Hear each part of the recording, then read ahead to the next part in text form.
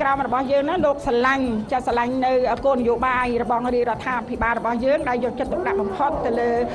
ការរៀបចំឲ្យមាន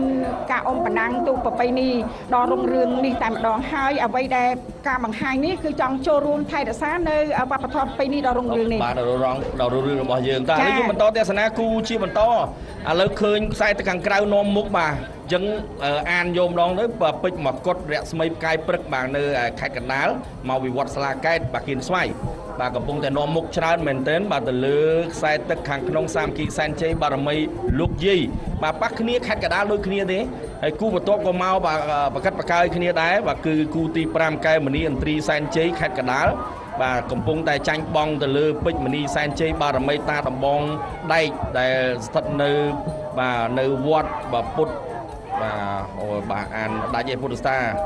ស្រះចកយើងនេះបាទដូនពេញបាទពុទ្ធខុសចា